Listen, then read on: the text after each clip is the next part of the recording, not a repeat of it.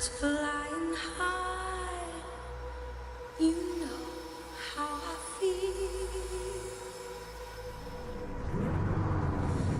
Sun in the sky.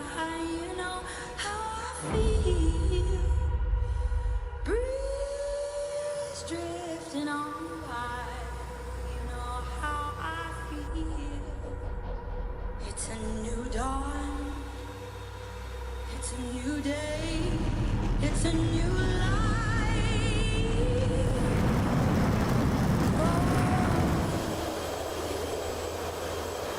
And I'm feeling good.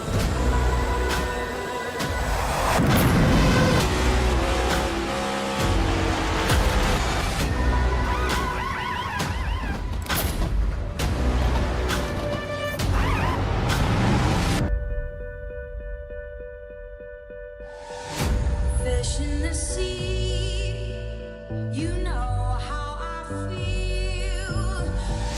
River running free, you know how I feel.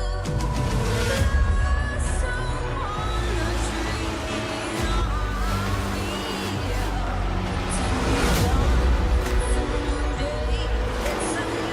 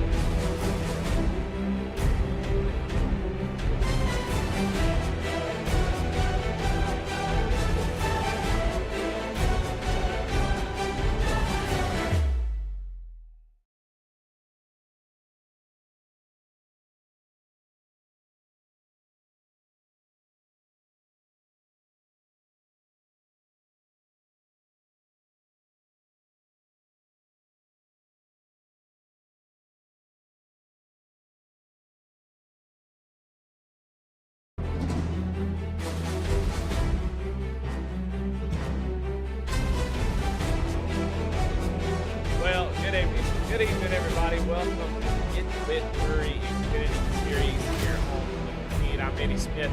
Glad to have y'all here tonight. Ready for the awesome race at Milwaukee. We are 7th race and starting to shape up. I want to thank our sponsors, Hidden Wit Brewery Company, for their sponsorship of this series and connect with the sponsorship of the Iron Ball Series. Glad to have all of our sponsors on board and take a look at what to expect here tonight. Milwaukee Mile is where we are, and well, there it is, right there. 1 mile, 9-degree turn, extremely flat. Not my favorite racetrack. It's a full track, very slow, very hard to pass. One line. Yeah, it's a tough one. It's definitely not everybody's first pick for sure, but on the schedule, and got to race it if you want to win, race for a championship. You have to drop it. So I think we might have some folks that are taking those here tonight. So, but We'll talk about the championship standings right here. Michael Kostick still leads the way. Cody McElwain, Jake Ellington, Andy Kurtz, Chris Sawyer all with a win, locked into the playoffs. And then you got Daniel Cunningham, Patrick Gravick. With this lower field, this lower field count, they've got about looks like maybe 13 cars here tonight. I think we might have an opportunity for a new winner.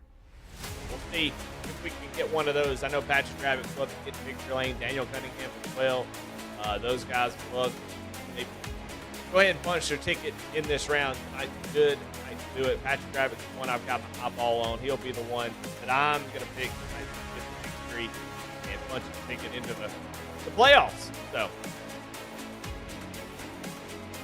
all right, let's get into the grid, see where everybody is going to start tonight. Ready, roll. Well, on the front row is Jacob Ellings with Patrick Gravick there next to him in second. In third, going to be Alex Cruz with Michael Costa there in fourth. Fifth, Chance Taylor, Rusty Raffin in sixth. Seventh, going to be Daniel Cunningham. Eighth, going to be Lance Griffin. Ninth, Greg Von Traeger, Mickey Geising in 10th. 11th, Chris Sawyer, Tyler Justice. And 12th, bringing up the rear of the field is Bobby Maynard.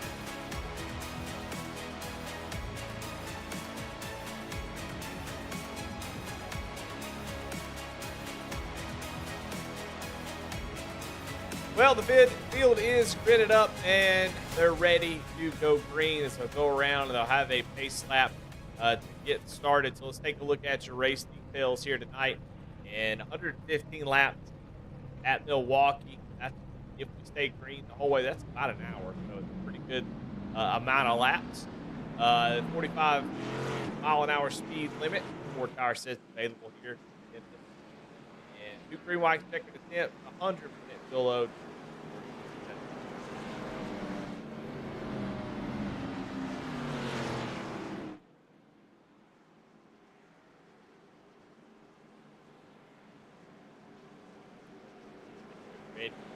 Go green. Yeah, I think tonight, Patrick, I don't think he's in kind of dire situation. Get a win.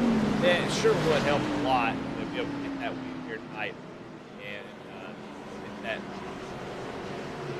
goose egg out of the win column.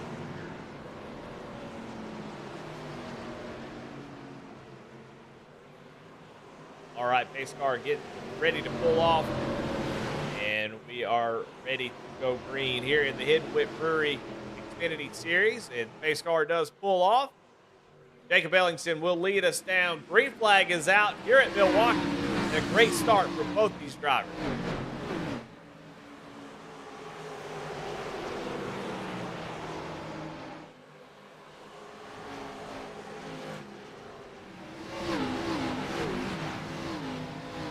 Well, one thing you can definitely say is these cars do look good going around a track, and there is a reason. But, man, look at this battle, and Jacob Ellington gets a little bit loose on the bottom there with those cold tires, and that's exactly what Patrick Gravick needed.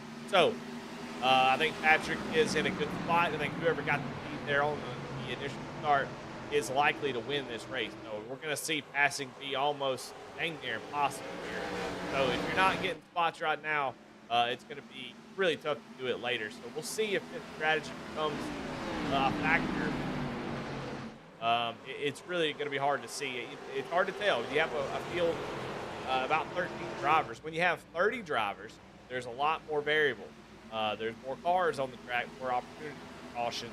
As you shrink the field size exponentially, it gets less and less of an opportunity for caution. So these type of races can go green flag for a long, long time. And this is all about racing the track.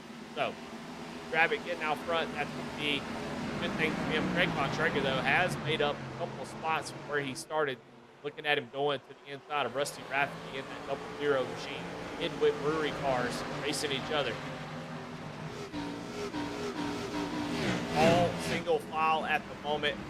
Out front, Patrick Gravick is out by half a second. And we'll go on board with Greg Von Traeger and see what it's like on this track. And honestly, the cars seem like they're hooked up pretty good. I don't see them getting too loose. It's going to be tight in the middle of the corner. Drive down the corner, you go see that steering wheel turn.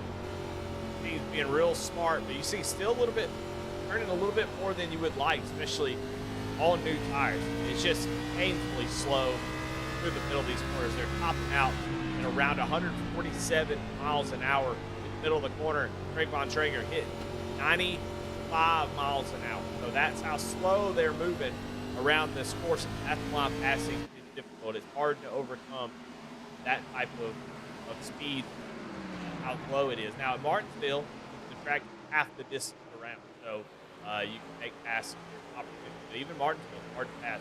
Put it on a mile racetrack, you slow these cars way down. It is a tough task to make that happen. I think Chris Sawyer here get really loose off the corner in that number 21 machine. And at this point, he is just trying to make it to the playoffs as he is locked in. Got that win at Daytona, so he doesn't need to come out here and light the world on fire. As he's definitely not doing that. He might be light the wall on fire. I don't know. But back here in 13th, not liking the way his car is. And oh man, he goes down in pit road almost. So I don't know if he is just trying to save a playoff spot. Looks to be his decision there. Is he's gonna, after just a few laps, come down pit road, call it quit. So it looks like he's just trying to make sure he doesn't lose his playoff here at Goat Locker. You have to make a certain amount of races before you're at playoff eligible. So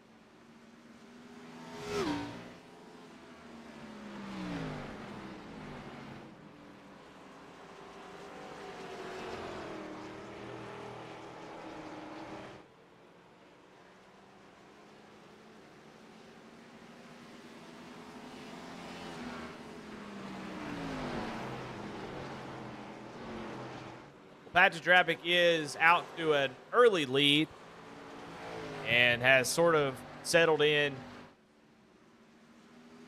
and about 7/10 of a second away from his teammate Jacob Ellingson.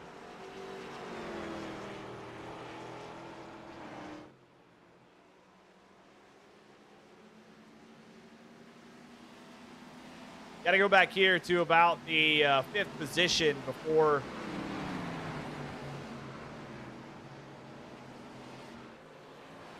get to some guys that are kind of close to each other, but nobody really able to make a move at the moment.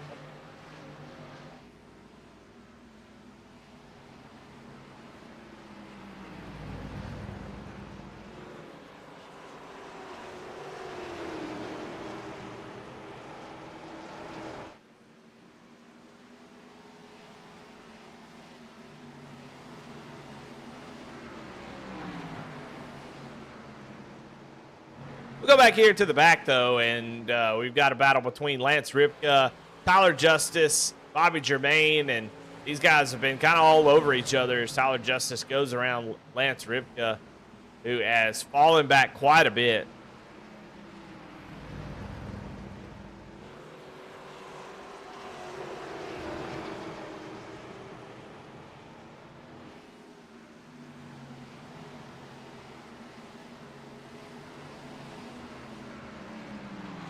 Right now, Tyler Justice is up 2 spots from where he started. So, making up a couple spots, but I mean, this is where we are. We get up here to maybe Chance Taylor, who has been kind of all over the back bumper of Alex Cruz. And when I say all over the back bumper,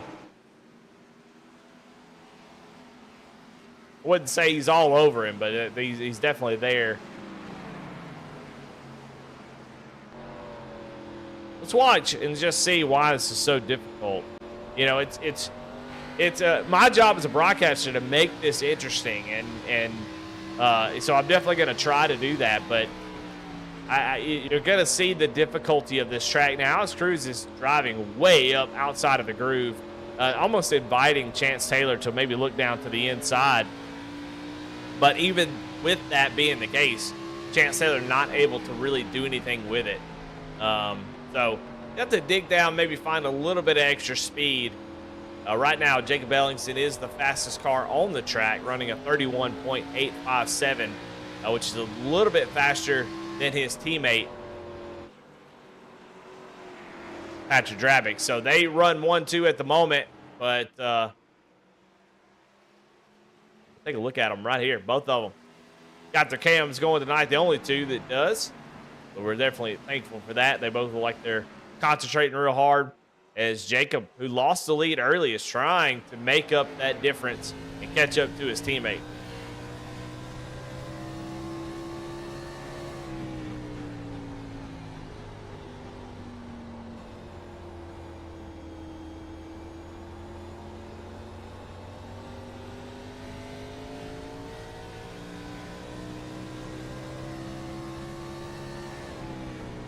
Drive down into the corner, lean on that brake. He's trying to drive it deep into the corner. You see he's having to put a lot of wheel to keep that car turned down on that yellow line. And that is so important. You have to do that because you really, like certain tracks, you can dominate. You think about the Lucas Oil Raceway. You could drive it into the corner, kind of push up a little bit, and then cut back down the track. You see Patrick Drabick doing that just a little bit, just to try to get a better drive off.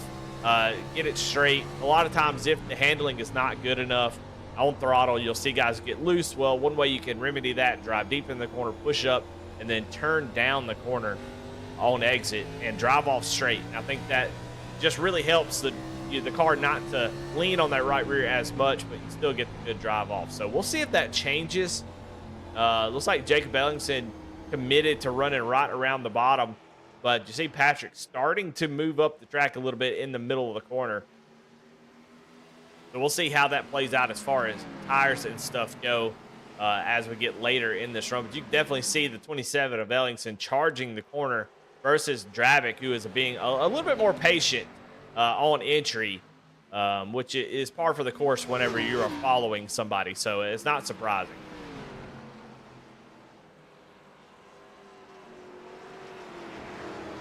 But almost 20 laps into the books.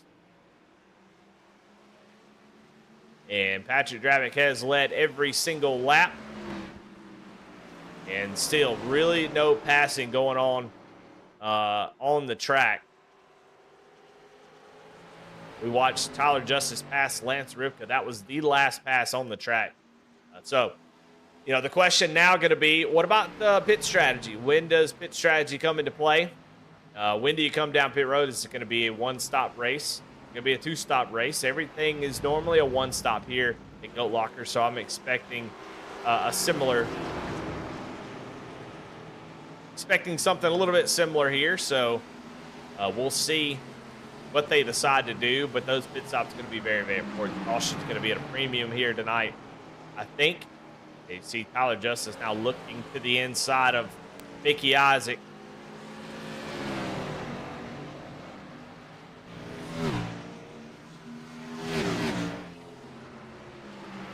That outside line prevailing. Even though Mickey is just, I mean, look how far. This time, though, I think he might be too far out of the groove as Tyler Justice blinks out a little bit. No, he's not. He gasses it up, and look at the run off the corner, able to maintain that position. Tyler driving it deep into the corner, but just not able to drive the car off of the exit, get the run that Mickey is. Tyler got a great run through the middle of that particular corner, but Mickey's still pulling out ahead. And you can see Tyler just trying to be patient, working it through, use that entry to his advantage. The middle of the corner. You don't want to try too hard. You try too hard, you're trying to clear the guy, and you overdrive the corner, and you lose all the momentum, all the progress that you've made. You've just got to go down the corner, run your line, gain a little bit at a time. See Ripka going to give him a little shove through the middle of the corner. Maybe a little bit of help saying, hey, go ahead and get this done so we can move on.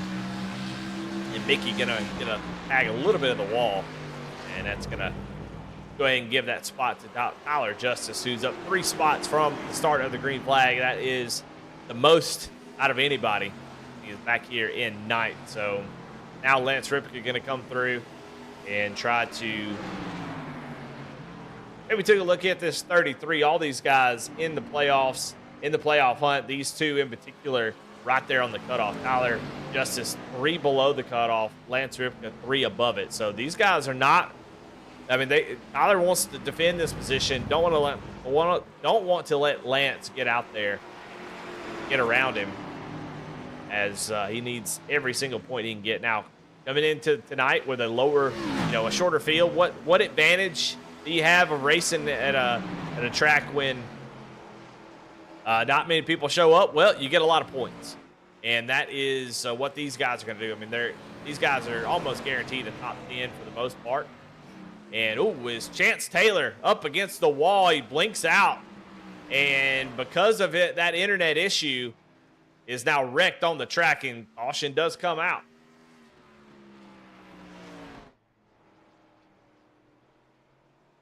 So I didn't think we'd see a caution here tonight, but Chance Taylor with some sort of internet issue going to bring out the caution. He was just stopped on the track, sort of waiting on a caution. For sure. Let's see if we can go back and find it. It's going to be difficult. You can see he's blinking out there right up against the wall. So internet issues for Chance Taylor. Puts him behind the 8 ball now. He will get a fast repair and get back going, but these guys did not want to see that caution, that's for sure. Because everything you had gained, everything as far as tire saving that you had done, now kind of goes out the window.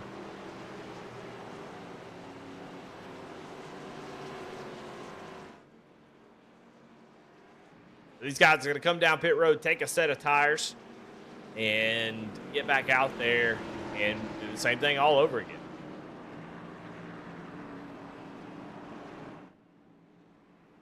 But yeah, before all this, it's definitely, it's definitely a good point state for some folks. You can still get the max points.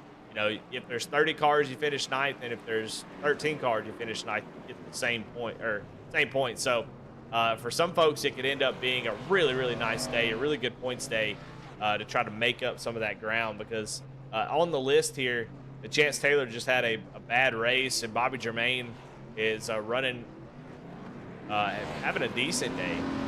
But you got Jamie Barkus, who's not here tonight. And let's see, Travis Bieber not here.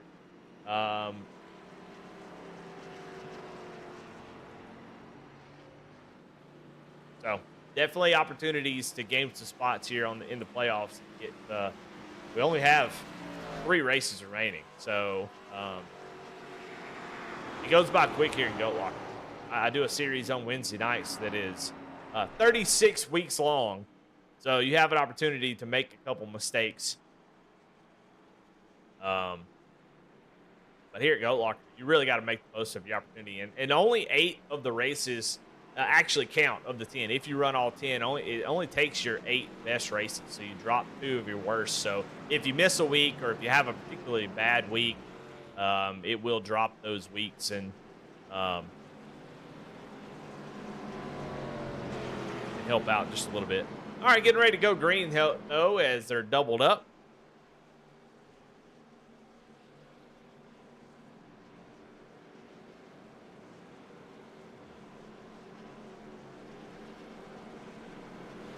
Coming out of pit road, Jacob Ellingson. While I'm running my mouth, Jacob Ellingson able to get the lead. This time it's going to be a little bit different, as he will control the restart, and we'll see if he can get out ahead of his teammate. He was definitely running Patrick down there at the end of that run. I know he wants to get out front after losing the lead early.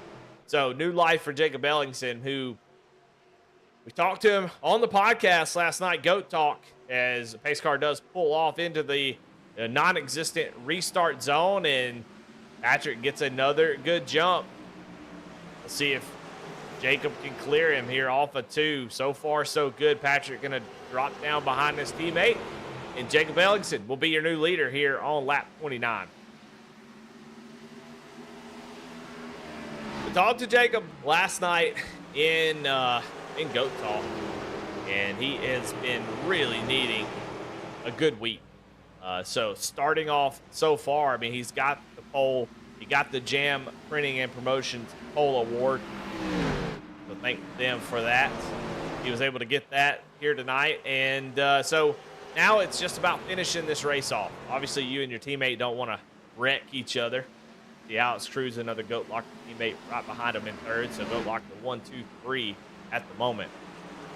But yeah, if you're Jake, you just want to start this week off with a bang, and in a good way, not a bad bang, but a good bang. Oh, it's Mickey Isaac wrecking into the pit road off of turn 4, and Mickey Isaac, no caution going to come out for this one as he is wrecking into pit road. He might have a penalty for that as well. So we'll take a look, see what happens to Mickey. Got Rusty Radford right in front of him. Chance Taylor dives it down to the inside. Gonna try a little crossover here, maybe. I think it just gets out of shape. Yeah, that's all it is. Just trying to give folks room, gets out of shape, and spins it down into pit road. So no harm, no foul, other than the fact that he is going to be a lap down and probably some sort of penalty. Yeah, he's having to serve a penalty and actually going to quit out of it after that penalty. So it's always disappointing to see people quit out of races, but I think with a 55-second penalty, you're definitely going to go not just one lap down, but 2. And the likelihood of 2 cautions from here on out, it's going to be relatively small. So you got better things to do. I can't, they're not racing for sponsors. They're not racing for real money. I don't blame them one bit, but Mickey Isaac going to be your first driver to call it quits after an accident.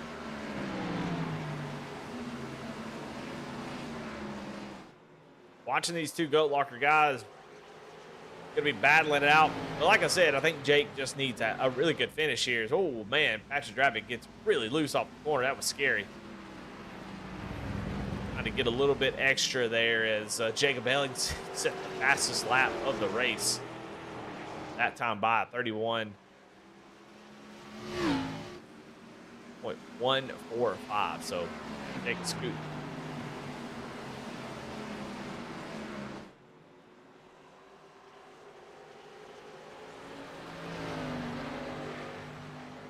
I swear to God, I'm going to get this point out about Jake. I'm going to say it. No matter what happens here, I don't care what happens. I'm going to get this point about Jake Ellington right here. We talked on the podcast about his 9 DNFs in a row before Friday night, where he got the 3rd place finish in the Veterans for Life Racing Truck Series at Watkins Glen. And so now it's about starting off on the good foot. You got that sort of DNF. They got that, I can't do this mentality out of the way, just kind of get into your own head about, you get in your own head and you think, okay, now, I'm coming to this race. I've had 8 in a row. Got to go out there and just overdrive every corner to try to make up for it. I'm mad. I'm upset. I'm angry. So all that's behind him. He got that finish in 3rd. Now he needs to get an oval finish. And he doesn't have to win. I just think, and he said it last night, I just need to be able to, have those good finishes, finish races. That's what's important. So tonight, race number 1 of this week. It's a great opportunity for Jake to have a good finish. He's locked in, doesn't need to win.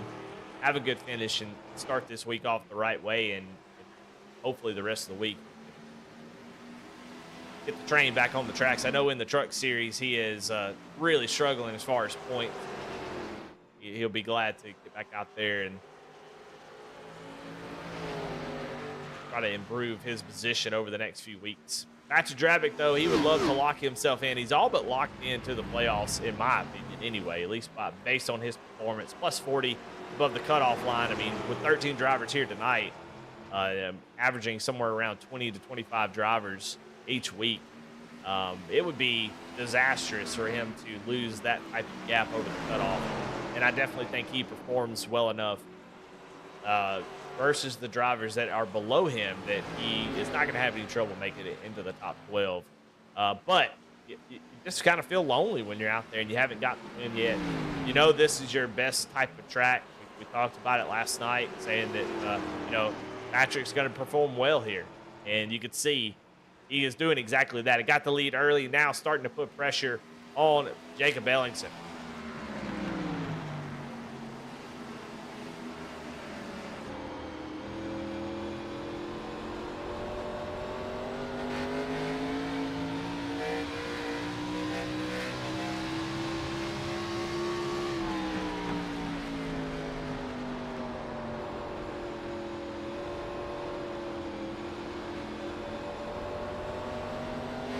You can see Jacob kind of pulling away there on exit. That's the difficulty. That's the trick of trying to figure out how to make a pass here is, Drabick can drive deep into the corner, can roll the center much better than Ellingson, but if he's not able to get the run, how in the world is he going to get in there and make a pass?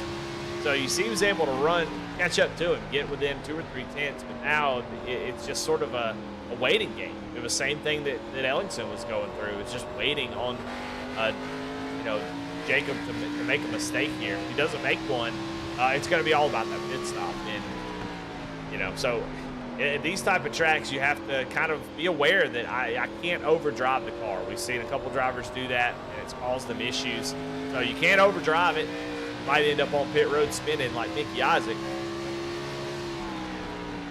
So in these moments, you just kind of have to sit here, wait for a mistake. If the mistake doesn't come, try to be better on pit road. And if you can do that, you have a good opportunity here. But trying to overdrive the car, get more out of it than it's willing to give you, it's just not gonna work at a track like this. But you can see the difference.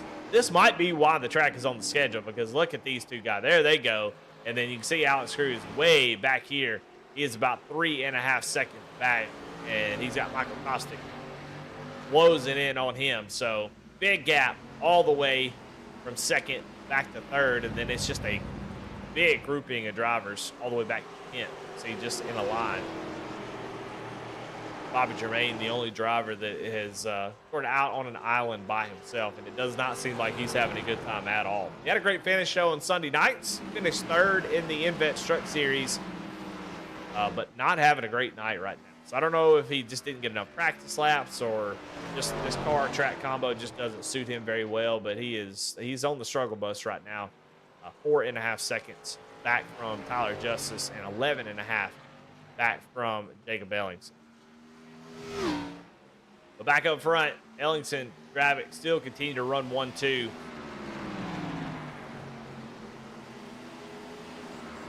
And these guys are teammates. They race hard, but they're not going to race each other, aggressive, way too aggressive. Drabick's not going to dive it down in there like you would maybe. Let's say Daniel Cunningham was up there. There's no particular beef between those two, but I think if Cunningham was up there, Drabick might be a little bit more aggressive about how he dives it in there, maybe try to get the nose inside.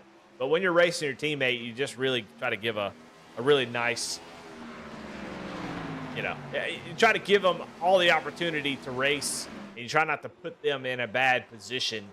So we know that Goat Locker, from time and time again that we've heard their interviews, they're always talking about how it's, at the end of the day, it's really important for Goat Locker to finish 1-2 than wreck each other, take each other out. They don't really care who wins. They usually call it sort of a team effort. And you'll see them. I mean,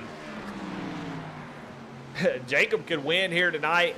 Drabick can spin out or speed on pit road and come home in 10th, and he'll be right there on the front stretch with Jacob doing burnouts right there with him. So total team effort for these guys. So I don't think you'll see any aggressive stuff, although Patrick is getting really, really close.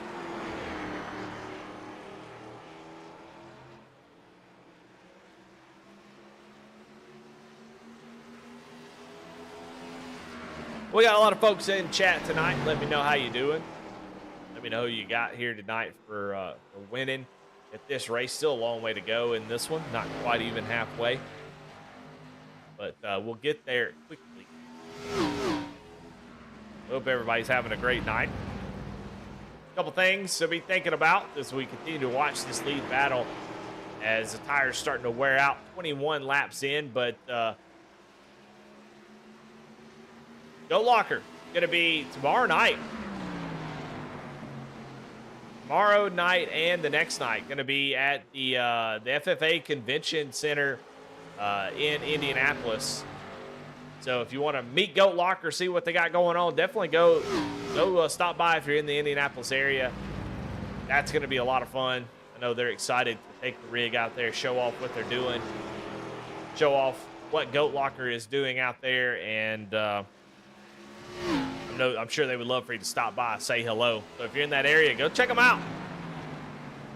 If you're in the Hilliard, Ohio area, go check out Nasty's Restaurant and Bar.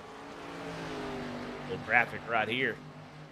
They'll be doing a little sim rig showcase during the halftime of the Ohio State game. Of course, college football comes. Even Goat Locker is there. They take a backseat to college football. And I totally get that. So halftime of the Ohio State game, Dravik will be showcasing the sim rig. So I know that'll be a lot of fun if you're in the Ohio area. I think Jake will be there, Ryan Pendleton, and others. So definitely go check them out. So a lot happening in Goat Locker. Still a lot more to come. 2025 is going to be the best year yet for sure. I'm excited to see where Goat Locker goes here.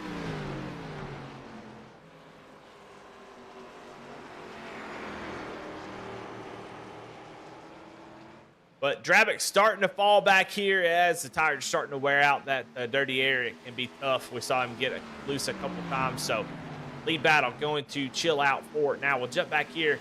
Michael Kostick was able to get around Alex Cruz the last lap. Take a look at that real quick.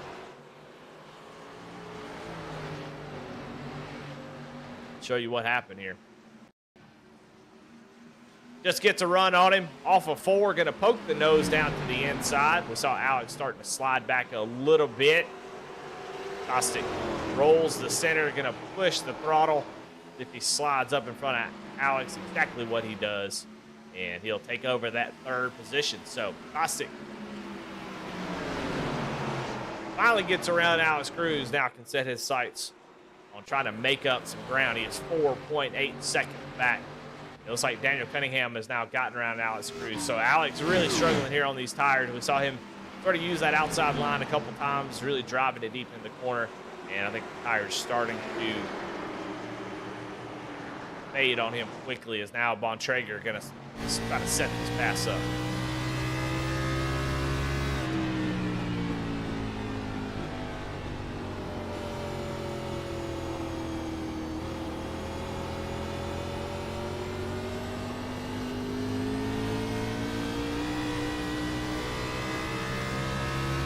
Bontrager in the Toyota Supra. You can see sort of the interior of the Supra. It looks pretty cool. Definitely got a more modern, the tack and stuff, a lot more modern than, say, the Chevrolet.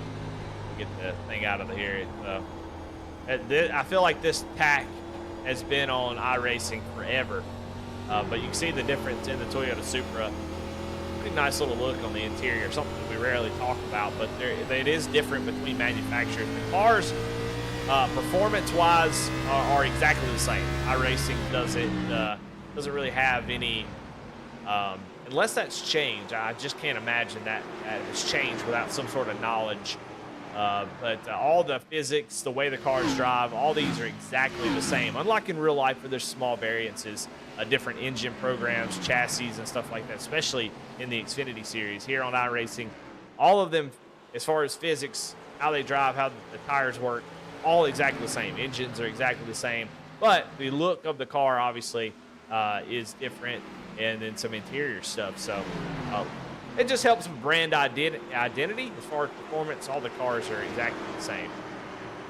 But it is cool to see the Supra have some neat stuff. He is trying to get to the inside. You can tell he has got to go. He gets down to the inside, and fortunately for Alex Cruz, he's going to fall from 3rd all the way back to 6th in just a few laps. And they were all kind of stacked up behind him for the last 20 laps or so.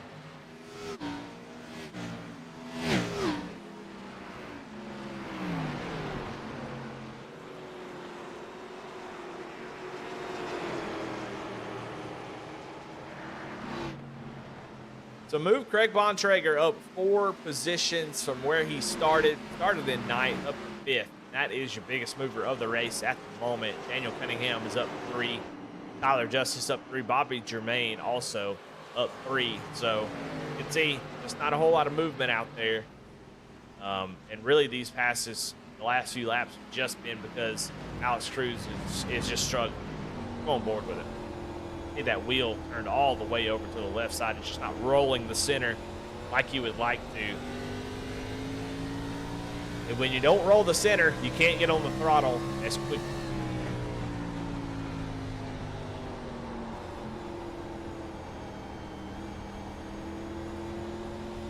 Want to pick up the gas. He wants to pick it up so he can try to keep up with folks. But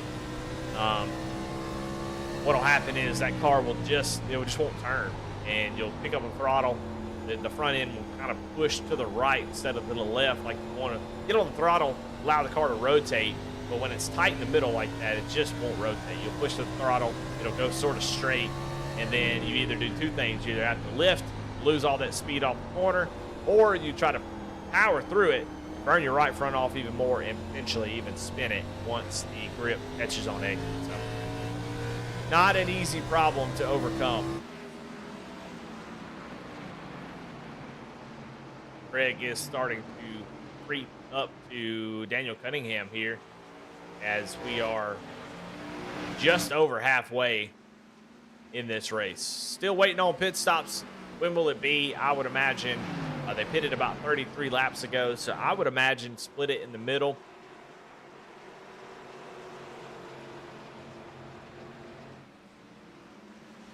So I would imagine they would go. Ooh, it's tell you what, Ripka or Chance Taylor. Oh, who was it? Oh, who that is? Rusty Rafferty, who is a 1 lap down car. He has already come down in pit road 3 laps ago, so he has already made a stop.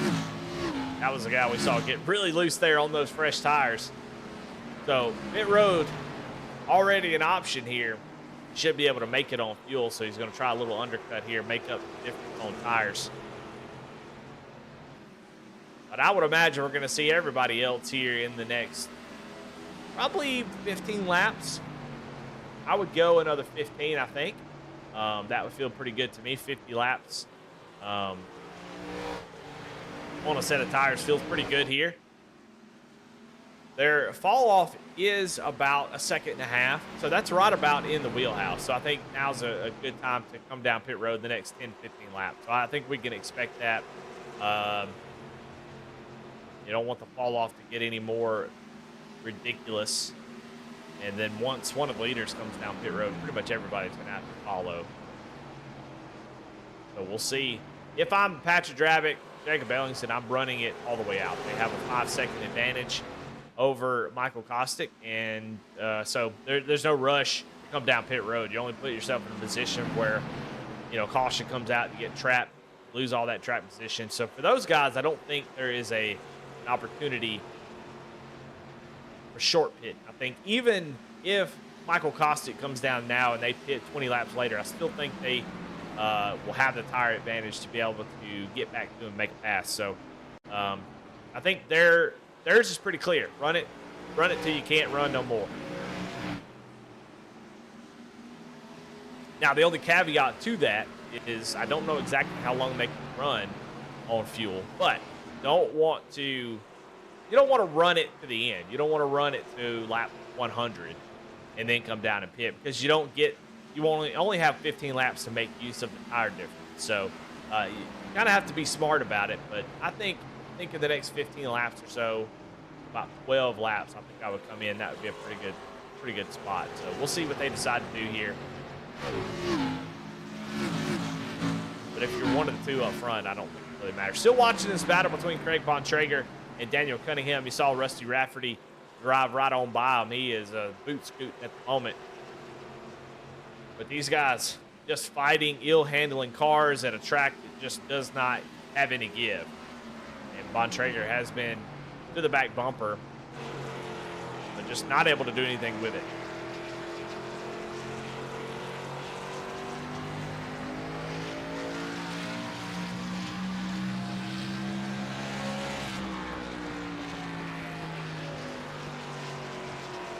Craig sort of entering in a little bit higher rolling the center just a little bit better. Daniel is sort of taking that diamond entry. He's driving it a little bit deeper into the corner, letting it push up in the middle, and then driving off on exit. You see, I mean, basically, they're getting the same type of drive through the straightaways. Craig sort of coming off the corner at an angle where Daniel is sort of coming off a little bit straighter. But all net's about the same here, so.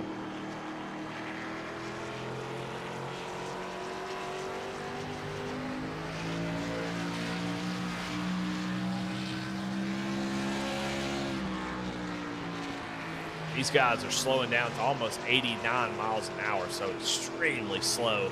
Greg Bontrager running 87 miles an hour in the middle of this corner right here. So it is definitely not fun out there, I can tell you that. That is so tough to deal with. You have to just drive around the corner at 90 miles an hour and just you're not able to pick up the throttle. And it's like they're topping out still at around 145 each. So very, very slow on the track. It's very hard to make up the ground. But up front, still, Jacob Ellingson takes the lead as you can see Rusty Rafferty trying to unlap himself on those fresh tires. Oh, no, that's Bobby Jermaine going a lap down. Sorry. Rusty Rafferty is right back in the distance, top of the screen. He is catching these guys. He's running 32.1s, where Ellingson and Dravick running 32.9s.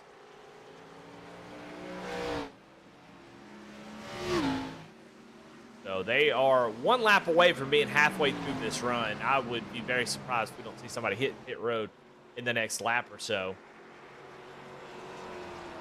You know, if I'm Caustic or something, or Cunningham, you know, I don't know. Only 45 laps in this race. And for the first lap or two being on fresh tires being that much quicker, you can make up a lot of time. You can make up almost 2 seconds over a couple laps. That could be a pretty big, sizable difference. But always, man, Daniel Cunningham gets a little bit of the wall on the exit.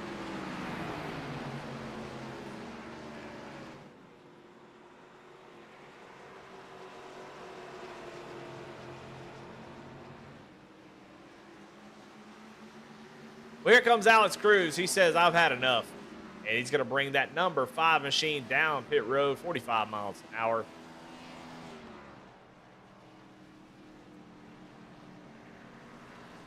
You'll be happy to have those 4 tires and fuel for sure.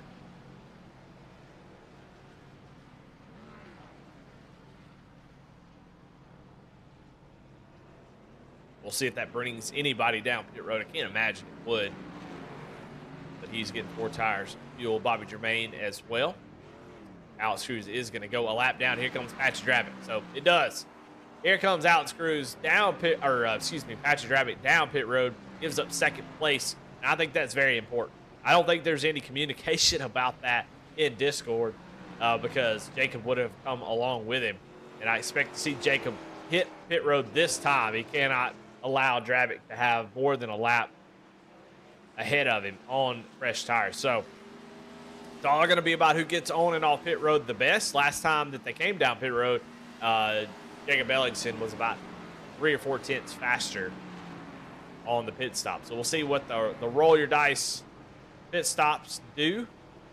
On iRacing, the way that it works, it's a range. You have a range of anywhere between, I don't know, 12.7 and 14 seconds. And you have a greater chance of being anywhere between 12.9 to 13.2. But as it gets further in those extremities, you can roll the dice, unfortunately, and have a slower pit stop. And looky here, as they come off pit road, Patrick Dravick will take over that spot. And I'm surprised as all get out. And I think it's just because of those fresh tires. Because by all accounts, Jacob Ellingson was faster. He was faster on the driver at 31.7 seconds versus Patrick Dravick's 32. Jacob Ellingson 14.6 on his pit stop, and Patrick Dravick 14.8. So Jacob did everything right. It was just that one extra lap that Dravic got. That's the difference in these tires. They make up a huge difference. And you can see he has a second over Jacob Ellingson now at the moment. Kostick will assume the lead. He has Daniel Cunningham a half a second back. Looks like they're going to try the long game at this point. They're not coming down pit road now. I don't know. I think we might just wait it out.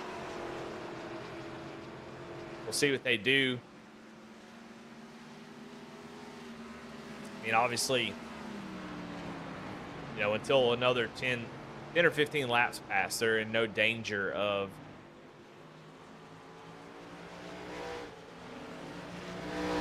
they're not going to catch Ellingson and Dravic a lap down. Patrick and Ellingson are still on the lead lap. 17 seconds back from the lead. That's how big of a gap they had. So I don't think there's any kind of strategy of trying to catch those guys. But if they run another 15 laps or so, maybe, about 15, I would say 15 to 20 if they can, and a caution does come out, then Ellingson and Dravic will have to come back down pit road, and Kostick Cunningham will have gained all that track position. So, if they can run another 15 laps, it might be worth it because they haven't been able to keep up on raw speed. So, this is definitely an interesting strategy if it does play out, but I'm just not sure they can go that much more. We'll see what they do right here.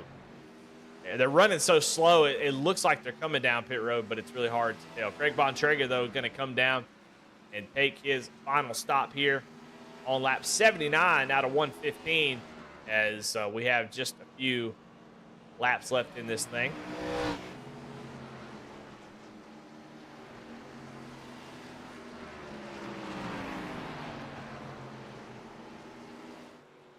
So once everything cycles around, Dravic will be your leader. Waiting on Kostick Cunningham and Lance Ripka to come down pit road.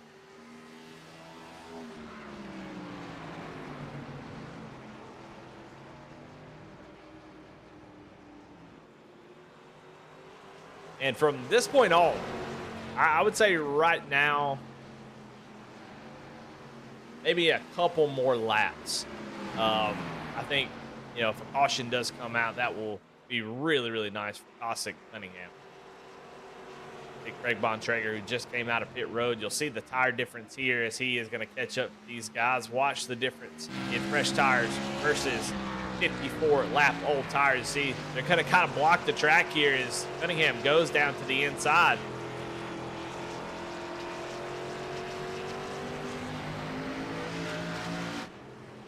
Now Bontrager on those fresh tires, trying to unlap himself, get back on the lead lap. Let's see, not even an issue. So Daniel Cunningham will get a point for leading the lap. I don't know if they did that on purpose or not. It seemed like Kostick kind of got out of the way. Kostick locked in. Cunningham could benefit from that extra point for sure. So he goes out to the lead. They are 55 laps now on tires. How far can they go? But I still like this strategy. Now, they can continue to run, longer and longer. However, Patrick Dravic is closing in quickly, about 2 seconds. Oh, not quite 2 seconds. About a second a lap faster. He's about 10 and a half seconds back. So I still like this. I still like the ability to have a random caution is definitely still possible, even with 11 drivers out there. Somebody can make a mistake. You're gonna end up running third, fourth, fifth anyway. So why not try this strategy? Catch the caution. It's a completely different race. So.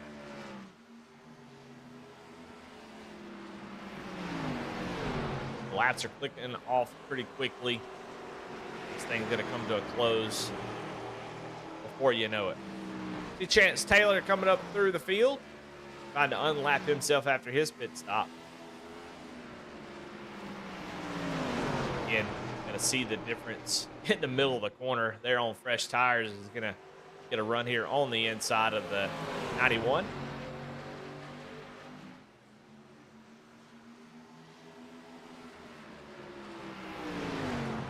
does unlap himself. So that leaves Bobby Germain, the only driver, a lap down. So if caution does come out, he will get back to the lap with the lucky dog.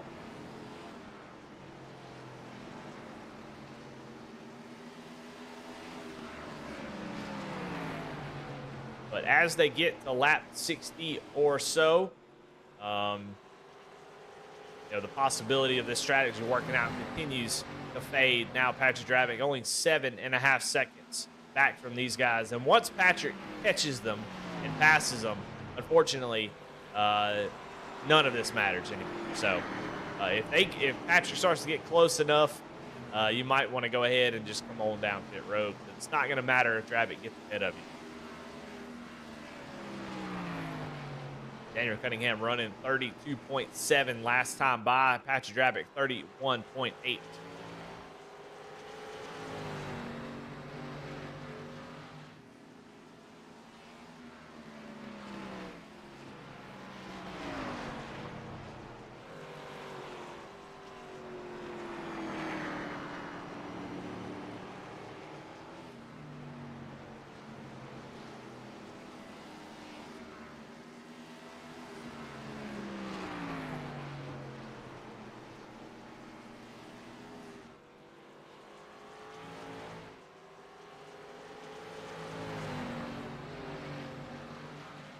Well, still not coming down pit road. Still waiting on them to decide when that is the right call. I think they're just waiting on the fuel to run out at this point. Just run it all the way to the end, see if you catch a caution. And I've been saying it over and over, so I'm sure you're all tired of me talking about this. But that is the strategy call at the moment.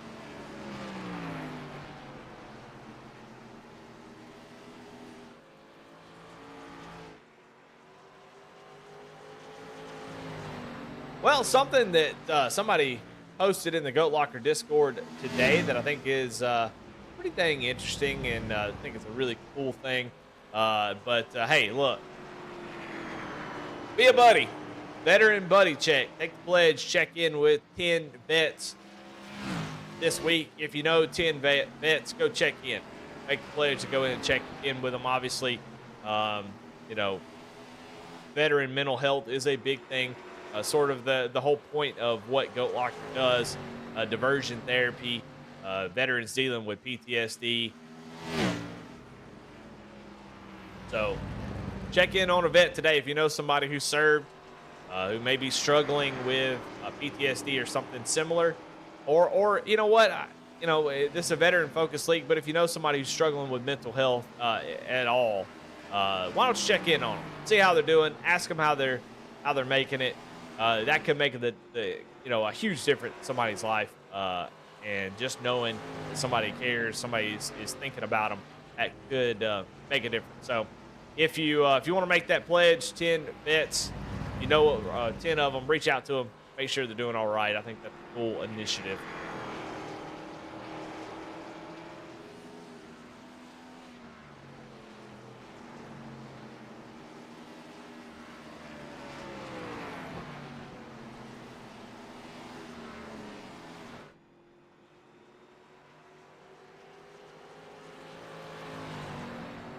Well, still waiting on these two. Lance Ripka has come down.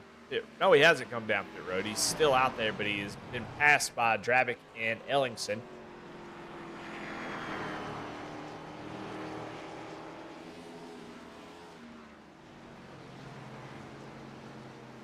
See Patrick Dravick popping into the picture here. So just a few more laps, and they will catch up to these two and retake the lead just by having fresher tires. These guys have been out there for 65 laps, just waiting on a caution to fly. And at this point, I mean, they're all in on this. I think they're going to lose probably a couple spots, maybe more, by doing this strategy. I don't think they can make it on fuel. I'm not sure. I haven't even considered if they can make it on fuel. These short tracks don't use that much fuel and 100% fuel load. I mean, it's definitely possible. I'd like to say it's not, but, only 66 laps. It is possible they can save fuel and make it to the end. But, I don't know why I haven't considered that until just now. But they're so far off the pace, I don't know if it's going to matter because Gravic now 0.6 of a second.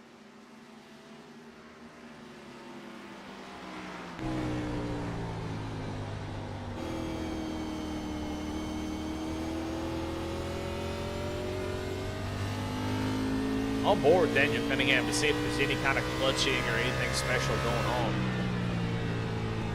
I don't see anything, so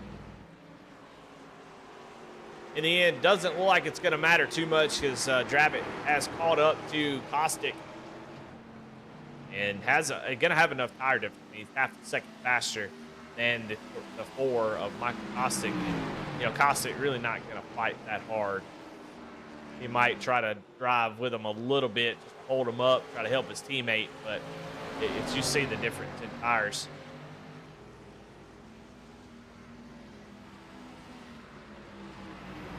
Dravic now through to second.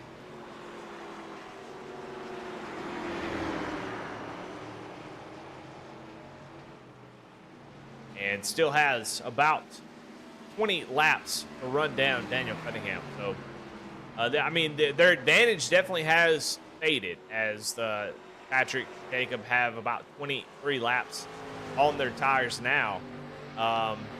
But I think the difference is still going to be too much for Cunningham to overcome. Last lap, again, half a second faster Dravic was over that number 91.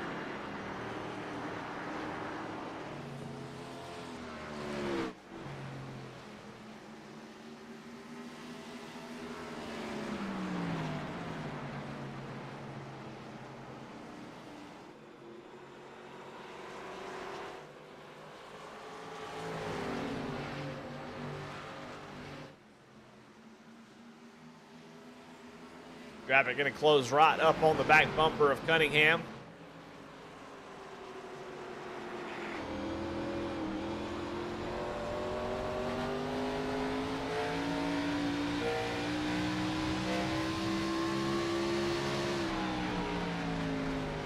New tires give you a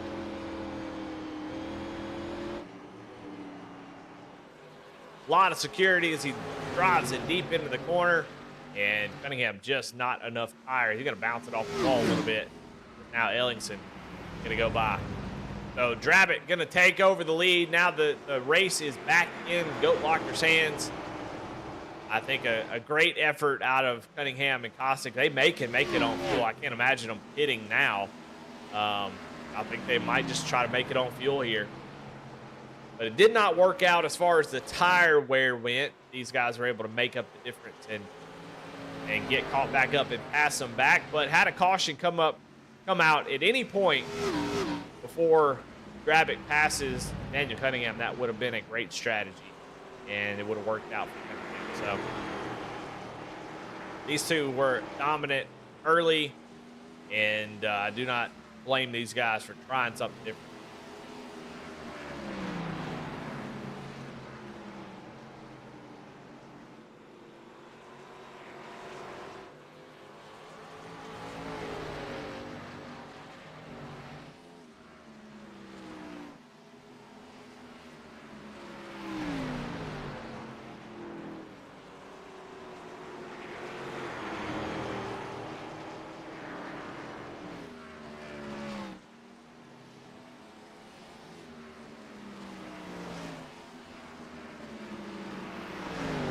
Now the closest battle on the track is the battle for the lead. Ellingson now has closed up within 0.3 of a second to his teammate Patrick Dravic. And with only 14 laps left in this race, how hard is he going to push to try to get that win here? He's already got one win on the season. Dravic with none. But if Ellingson can get the win here tonight, he will separate himself from the field as being the only driver with multiple wins with just 2. So there is still a lot to race for here if you're Jacob Ellingson. Yeah, you would love to let his teammate get a win, but he has got a lot he's racing for right here. And he's going to have plenty of time to do it.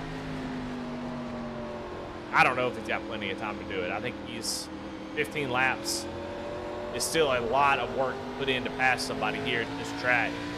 He's caught him, but what's he going to do to get around him? Now, if it wasn't my teammate, I know exactly how I'd make this pass. I would keep pushing.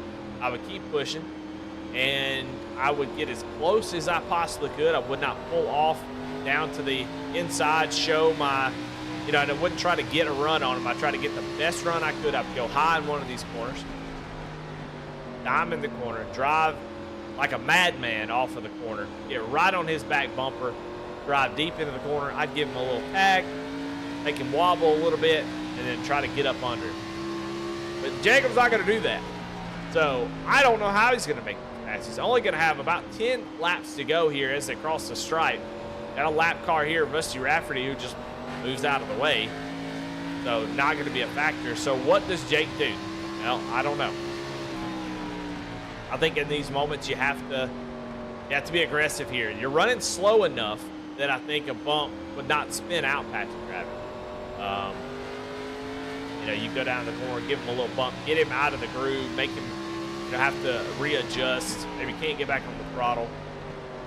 Give him the opportunity, but I don't think Jake is going to do that. We'll see, though.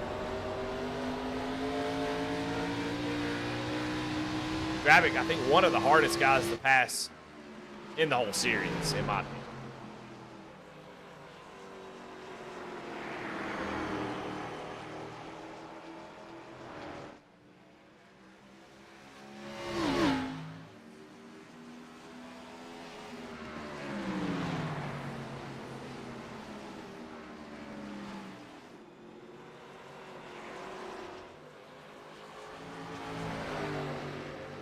He is right there on the back bumper.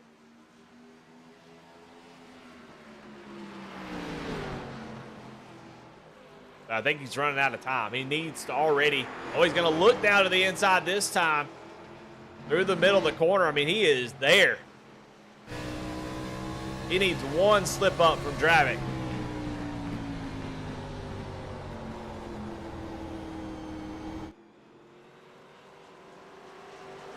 Oh, Dravic gets a little bit of that apron. That's going to open the door for the 27, though he loses a little bit as he tries to gas it up. He got excited, pushed that throttle down, couldn't get the drive off that he needed.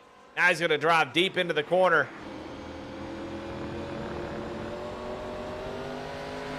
Little small mistake there from Dravic, and boy, I tell you, Jacob's going to be kicking himself for not taking advantage of that. That was his moment to make the move. You don't know if that's ever going to happen again as the laps continue to click off here. Oh, and he gets loose. That is probably going to seal the deal for Patrick Dravic. That one small mistake, Jacob was right where he needed to be. We'll see if he gets another opportunity. Rolls that center really well, but Dravic going to get the run off the corner.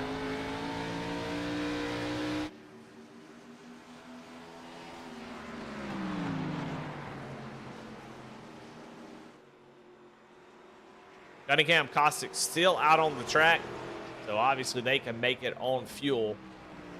Just the tire difference is just too great for that strategy to work. They're running about 33-second lap times versus the 32.5 guys are. So any other bigger track, like a 1.5 miler, I think that strategy would have worked out. But here, looks like the tire difference, just it's a cheese grater out there. It's just wearing these tires out.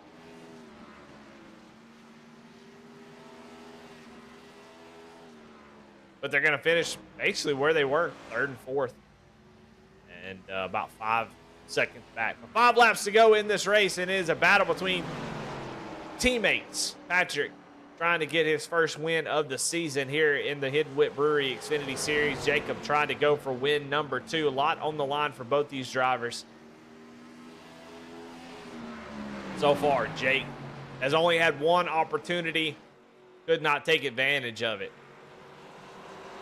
We'll see if he gets another. He has gotten back to the back bumper. Oh, and Dravic's going to get a little bit loose here. It's a little bit loose off the corner.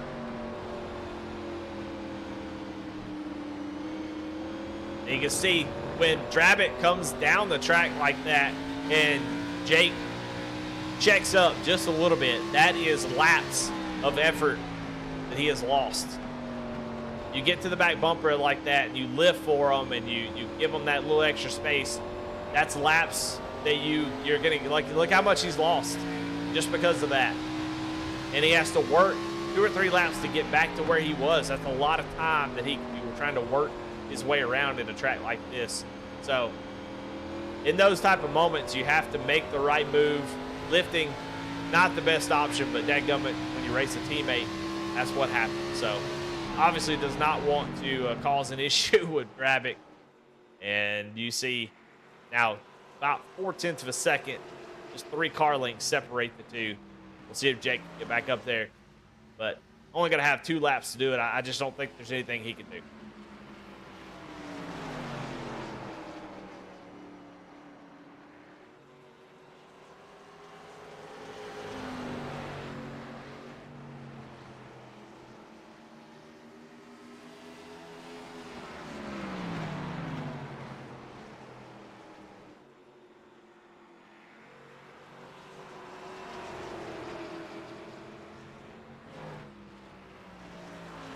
Well, Drabic going to come off of turn 4. Barney's got the white flag in hand. Drabic, 0.4 of a second. Not anything that Ellingson's going to be able to do, as long as Drabic can keep it together, not make a mistake here. And I think even if it comes to a close finish, I think they're probably doing it on purpose, because there's no way that Ellingson is going to get around this 07. And sure enough, not going to happen. Coming off the corner, turn number 4, and Drabic gonna get his first win of the season here in the Hidden Wit Brewery Xfinity Series. So, hey, I called it. I said Drabic's the man to beat last night on Goat Talk, and that was the case. What a great battle between these two teammates, and a good second place finish for Ellingson. It's starting off the week right with a second place finish. Got to the end. That's what you got to do. So Drabic going to celebrate here on the front stretch. Both of them going to come in here and do a little bit of donuts here.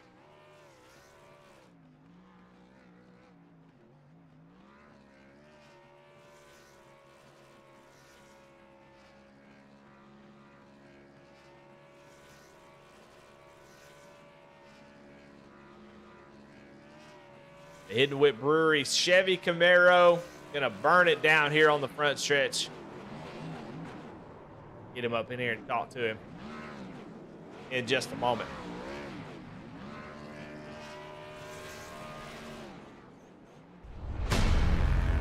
Well, let's take a look at the results real quick. We'll talk to these drivers, and then that will be it. Drabic, Ellingson, Cunningham, your top 3. Michael Kostick in 4th. Craig Bontrager in 5th. Lance Ripka in 6th. Alex Cruz in 7th. Chance Taylor in 8th. Rusty Rafferty in 9th. Tyler Justice rounds out your top 10. In 11th, Bobby Germain, Mickey Isaac, Chris Sawyer did not complete the race. To bring up the rear of the 1 caution here tonight. 4 lead changes, as strategy call for Cunningham and Kostick did not pan out, but they definitely at least made it exciting for sure. Well, all right. Well, let's talk to some of these drivers and see what they thought about this race, and we'll get y'all out of here. Definitely, hopefully, a lot quicker than in the Goat Talk.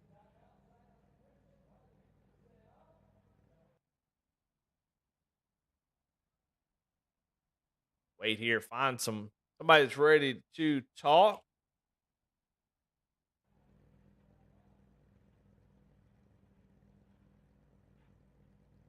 Let's do it. Let's talk to your race winner, Patrick Drabic. Patrick, got Eddie in the booth. Got a copy? Well, you got a big old smile on your face. That's good. And you know, when you take the Hidden Wit Brewery Chevy Camaro and you put it in victory lane in the Hidden Wit Brewery Xfinity Series, gosh dang it, that's got to feel good, and it's got to really make the sponsors happy. So congratulations on that. And it seemed like, you know, I'm not surprised. I mean, I guess I'm supposed to build drama here, but there's a reason why this track's on the schedule, and I'm sure you have a lot to do with it. And obviously, you're really good at flat tracks, and there's no doubt about that. In any car, Indy, Pocono, Milwaukee, New Hampshire, those tracks just seem to fit your driving style just perfectly. And tonight's a great example of that. You started off really well. You were able to get the lead early from that second position, and you and your teammate kind of set the pace for the rest of the race.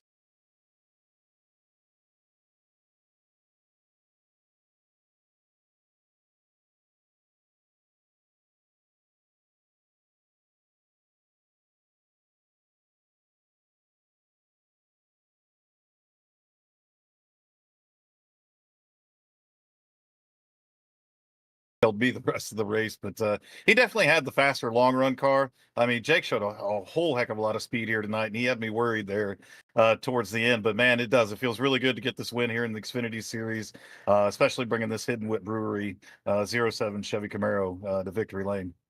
Yeah, well, we look. I have a lot of setups. I'm just going to be honest. I have a lot of things I have set up. I'm going goat talk to broadcast mode, and look, we cut off about the first thing you said. So I'm going to ask you again the question, just so you get the yeah, we get the full. Everybody gets to hear what you said. Talk to me through that first little part of the run, and I do apologize. Man, I don't know what we're gonna do with you. I guess we gotta fire you or something. I don't know, man. You would Oh, you wouldn't do that for me, would you?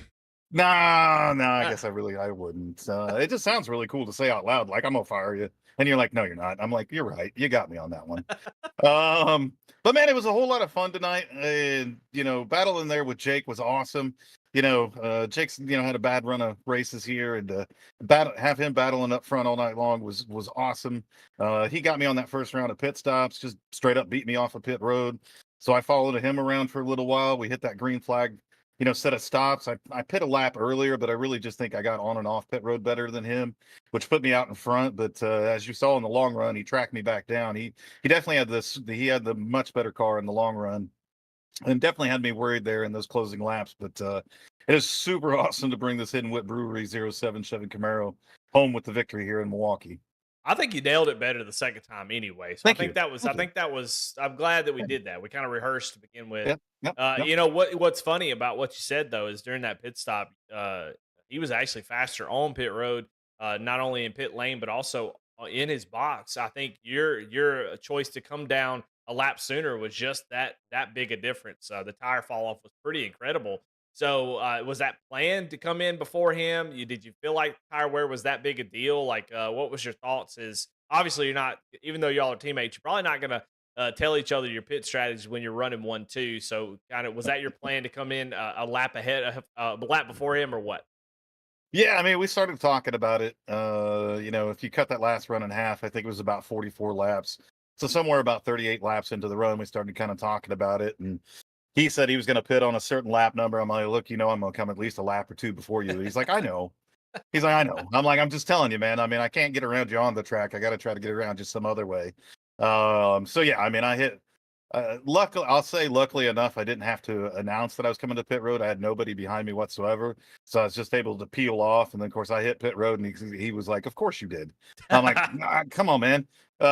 So a little We bit of needed it. gamesmanship. Look, he Yeah. doesn't need to be greedy. He's got the win on the season. I know he wanted to Yep. get 2 wins, but he just needs a good finish. We're gonna let him have the good second place finish, and Dravitt gets the win that he needs to lock himself into the playoffs. I don't think you're in any danger of not making the playoffs, but it does Yeah. feel good to get that win. And winning is man, it does feel good. So congratulations on getting that win. Thank you. Well, last thing I will ask you: were you a little bit surprised about the strategy of the other two cars, Cunningham and Costick?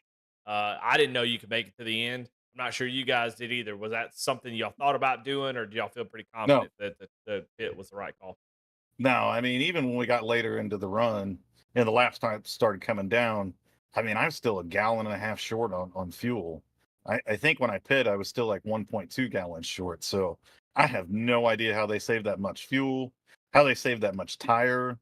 I thought, hey, they're going to run a little bit long here. Maybe we catch a caution or something like that, and everybody's got to pit together. But somehow they went 89 laps. The three of them did. Yeah. And yeah, that just shocked me. Yeah, impressive. But Yep. y'all had plenty of speed. Didn't matter. Y'all were able to get around them no problem and battle it out there at the end. Jake made a couple attempts. You got loose a couple times, Jake, Yep. but I think the track, you and the tracker just won here tonight. Y'all merged or some kind of weird, I don't know, weird sexual thing. I don't know what it is, but anyway. All right.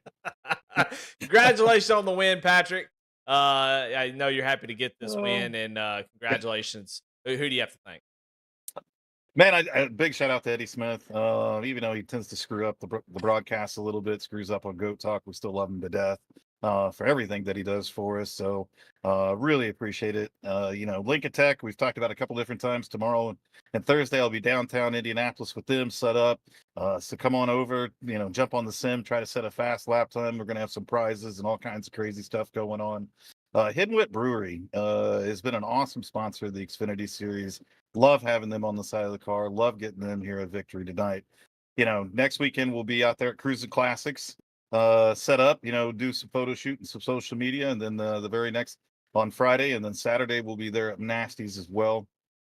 Everything the Veterans for Life Foundation does is not only for here at Goat Locker Racing, but what they're doing for veterans all across the nation. They've also transitioned into the Veterans for Life Racing team, and that's going to help a lot of veterans out as well.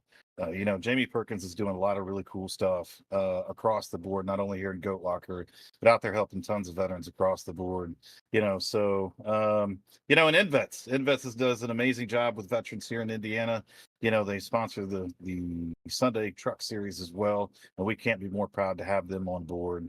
So, I mean, there's so many sponsors to thank and so many people to thank and everybody that makes this happen. But stay tuned. We got a couple more sim rigs getting ready to go out. Actually made a phone call tonight to one of the sim rig recipients. So we'll make that announcement here really, really soon. And then we're actually going to do another one when we go out to Nasty's in Ohio. So they're going to be two going out here real quick. So a lot of really cool stuff happening in Goat Locker Racing. But thanks to the 3 people that showed up tonight. I don't know where the rest of the Xfinity series was, but y'all need to come out and race. It's a damn good race. Thanks, Eddie. All right. Well, there you have it. Your winner here tonight, Patrick Rabbit, takes the victory. And let's bring in his teammate, and that is Jacob Ellingson, who came home in second. We talked about it last night on Goat Talk, man. We got to get you a good finish, and what a way to start the week with it, have a really solid second place finish. Yeah, it definitely was solid. I was hoping for the win. Pat just went in just a lap earlier than I did, and that's all it took because it's so tough to pass here. I definitely had the faster, longer run car, but I just couldn't get into a position to make a pass. Well, you did. I mean, you were able to get around him on pit road that first pit stop. You had a great stop, and then I told him even during that green flag cycle, you're faster on pit road, faster in your box. But that one lap made all the difference in the world. You came out with about a second, and you ran him down. A couple opportunities there with about 20 laps to go. Obviously, you're not going to push hard enough to make contact with your teammate. You had a win, he doesn't. But how bad did you really want to get that second win? I wanted it like bad. I thought about giving him the bumper, but I'm like, I need to do this, nice and clean. And I had like 2 or 3 opportunities coming out of the corner. I just could not get the power down for the life of me, and it was tough. But I'm definitely happy with the second place finish. That's 2 podiums in a row that I've gotten between Friday Night Trucks and in tonight, and we're going to continue this momentum into the next gen and try to see what we can do. Yeah, momentum going in the right direction. Congratulations, Jake, on a second place here tonight. Who do you have? Definitely got to thank Lincoln Tech for putting their logo and name on this number 27. Happy to get them another podium finish. Hidden Wit Brewery for sponsoring the Xfinity series here. They do great. They're doing great things, and hopefully more great things to come with them. Cruising Classics, Nasty's Restaurant and Bar, Veterans for Life Foundation, Veterans for Life Racing, InVets, Jam Printing and Promotions, Marconi Setup Shops, V-Speed, Nazareth 360, the Indiana Department of Veterans Affairs, Alexander's PC, Sim Motion, Next Level Racing, iRacing, and Above the Yellow Line. And I definitely couldn't do this without the love and support from my beautiful daughters and my wonderful wife. All righty. Well, there you have it. Second place finisher, Jake Ellingson, here tonight. Well, let's get the final driver in here, and that's your third place, and he's been patiently waiting. He's probably falling asleep out there, and we got him in here. Won't keep it too long, Cunningham. Yeah, you had a pretty good race, though. This track just a struggle to really enjoy. And it seemed like wherever you were running, that's where you're going to be. But y'all tried a different strategy. You tried to make it on fuel there, and a great effort it was. Had you caught a caution at any point during that time before they caught you and passed you, it would have worked out in your favor. Was that sort of the idea, is to try to catch a caution, or did you think they could catch back up? What was your thoughts about making that call? Well, I definitely wasn't going to beat them on raw speed, so we just kind of decided let's just throw something up against the wall and see what sticks. Man, I knew I could make it. I still had like four-ish laps of fuel left when we ended the race. So, yeah, I mean, as terrible as the 99 is, and he wasn't here tonight, he must have passed on some of his fuel saving secrets to me over the years, because it definitely worked out. But yeah, I mean, a caution probably would have been ideal, just to try to maybe hold him off with track position. But yeah, my mentality for after that race tonight was kind of like Kyle Petty with Darlington. Let's fill it up with water, race bass boats around here. You still wouldn't be able to catch fish. Well, at least going forward, we're done with the BS tracks. So you have two more opportunities to win. We kind of theorize where you might get that win. I think we kind of last night just penciled in Patrick winning tonight, and that came to fruition. But Lucas seems to think that you've got a shot at Michigan, and I think Charlotte is where you get your win. You're probably going to make the playoffs no matter what, but winning sure does feel good. So which one of those tracks do you think you have the best shot of getting in victory lane? Between those two, or in general? Between those two, I'd probably say Charlotte. Michigan in the Xfinity car has never been one of my better car and track combos. Charlotte, for that matter, really hasn't been either, but at least in the Xfinity car. But yeah, I mean, I kind of feel better about the round of 12 races with Bristol and Auto Club. Those are two that I usually run better at. So hopefully I can break this Sheldon Creed stuff here and actually pull a win in one of these things. Yeah, well, a great run tonight. Obviously, doing exactly what you've been doing all season, being one of the most consistent drivers. And tonight you did exactly that. Well, congratulations on third place finish. Who do you have to thank? Yeah, appreciate you and V-Speed doing the broadcasts, all the admins putting the work into the series. Also, our league sponsors, Lincoln Tech, Hidden Wit Brewery. I gotta go down the list here. Hidden Wit Brewery. We've got Indiana Department of Affairs, Alexander PCs, Sim Motion, Next Level Racing, Above the Yellow Line. Thanks to all the Bandits and C2 Motorsports guys, and thanks to Caustic for hanging out tonight and at least give me somebody to talk to while I was about falling asleep behind the wheel. And I think I needed an extra ghost energy or something during that one. All right. Well, there it goes. I don't know what I'm saying. Daniel Cunningham comes home in third place, and he'll go celebrate with his team for getting that podium. I guess he'll celebrate. I don't know. Well, that's going to do it for us here tonight. And as always, want to thank our sponsors, Lincoln Tech, for the sponsorship of the fall series, and Hidden Wit Brewery Company for their sponsorship of this Xfinity series. And tonight, I want to thank Adam Baker, Bradley Cooper for all their support over at V-Speed, all the work that they do. And I want to thank y'all for watching. Y'all have a great night. We'll see y'all next time. Tomorrow night, Wednesday night, in the, I will be with the Moonshiners Racing League. They'll be getting down to their final 4 races. Be at Vegas. That'll be a fun one. Gut Locker will be all McConey Entertainment for the Next Gen, the Cruising Classic Next Gen Series. And Thursday night, be on Nazareth 360 for the ARCA Series. And Friday, back here on V-Speed for the Veterans for Life Racing Truck Series. So a lot of stuff going on this week. It's going to be a good one. Y'all have a good night, though. See you.